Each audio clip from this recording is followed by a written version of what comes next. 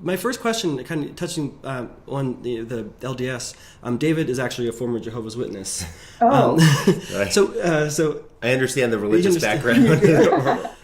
Could you give us a little bit of just a brief background about that particular struggle, if you don't mind, please? Yeah.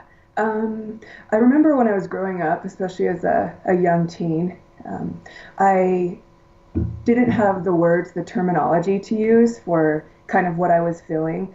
And I had a really nice friend group when I was younger. My mom kind of already knew, but we just kind of, went with the flow. It wasn't really something we talked about. But yeah, my friends, they just knew that I was one of the guys, and that and that it was never talked about, and it was never something that was an issue. So I basically went through life just going through life. I didn't have the terminology. I just kind of did things, and I picked up a lot on the things around me, the way people would speak, and specifically like when Ellen came out back in the day, right? Yeah. 97. The tone, yeah.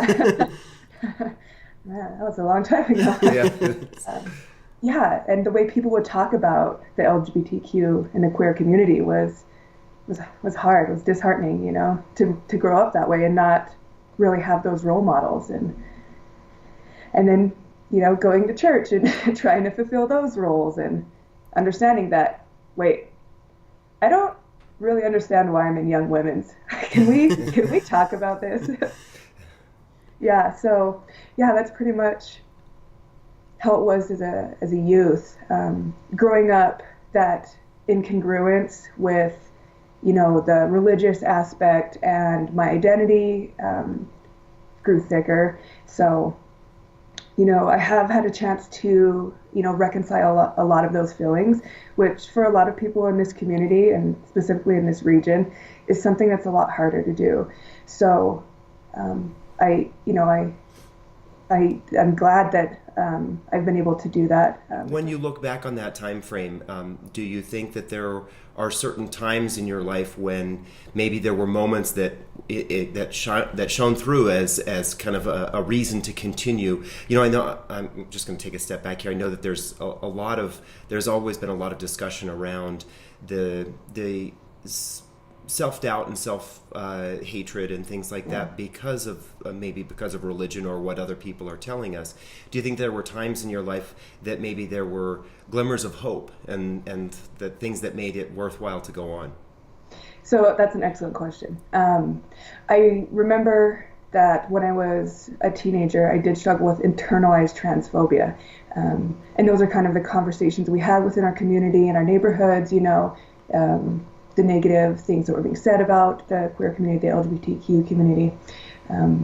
So coming from that and understanding those feelings of that internalized transphobia and like that difficulty kind of coming to terms with my own self, things like, for me, representation in media. Like when I first found The Advocate magazine, I was like, yes. What is this? Yeah. Like, wait, is this real? Is this magic? Yeah. So I don't know how many times I went to Barnes & Noble to get every, LGBTQ magazine possible.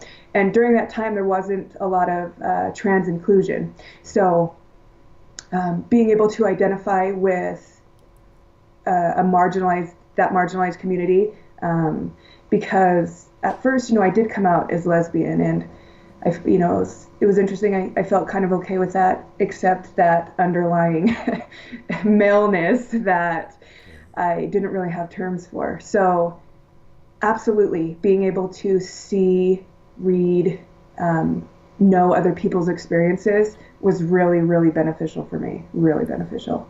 So you decided to come out as trans a year ago, is that correct? Or about a year ago? Yeah, within the last year. It was a couple months ago. So yeah. So what was the reason that finally made you say, okay, I'm gonna proceed with this? So this is funny. I had a friend, and I came to her one time and I said, hey, I was struggling, and it was about gender. And she was like, okay, honey, well, let's talk. So about every 6 months, we have this conversation. So maybe this is something that you should address. And I was like, wait, what are you saying? So I started to, think about it like, okay, so this kind of makes sense that all these feelings throughout my life, not feeling like I fit in, not really understanding why I was in the places I was in, why I was being, divided from the people that I connected with. And that was really interesting. Was there, what were your financial considerations in all of that for you? So if, before I knew as much as I know now about the Affordable Care Act, I, assumed that my insurance company wouldn't cover anything. The job I had before, they were kind of, leading the way in LGBTQ rights and insurance stuff, and they had covered some of the stuff. However, right before I quit, I changed jobs, they took down that coverage. And of course it's back now because of the Affordable Care Act. So that was hard. So as soon as I heard that news, I kind of put things on hold, and I was like, okay, so let's kind of think about this. Like, I started to save money for top surgery. A lot of folks do crowdfunding. So crowdfunding sites and, getting like fundraisers, all these things to help with those costs, because they can be significant. Right. And if you don't have insurance, that makes it even harder. Right.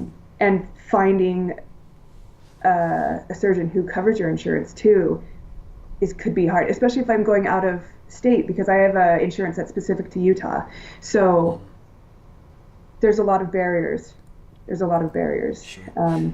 Is there maybe a few centralized resources that you think that the trans community usually goes to find that kind of information? Are there places that you would maybe encourage someone to go look if they are looking to try to find a doctor, or they are trying to find insurance providers that do provide their needs?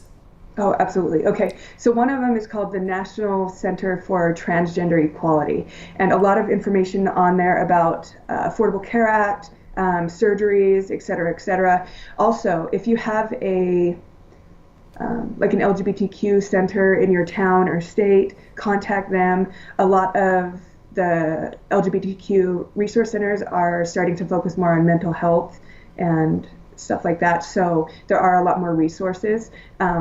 Additionally, you can go to your insurance provider, and some insurance providers, when you're looking up like, therapists, they'll say they're what they specialize in or what they've had further training in, and they'll say like some of the wordage is alternative relationships, gender and gender identity, or LGBTQ. Well, Andi, we want to thank you so much for coming on. We really appreciate you accommodating our schedules and being flexible and helping educate David and me, because, like I said earlier, we don't know that of the trans people that we know, and we certainly don't want to make any mistakes. And I think we got through without offending anybody.